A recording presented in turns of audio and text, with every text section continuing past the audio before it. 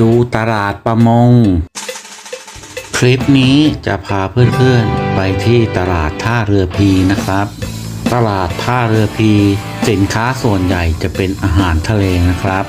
ทางตลาดจัดโต๊ะเอาไว้สำหรับนั่งทานอาหารไว้ให้ด้วยนะครับเพื่อนๆเมื่อเลือกซื้อเสร็จแล้วก็จะมีบริการทำให้สุกแล้วก็มานั่งทานอาหารกันได้เลยนะครับ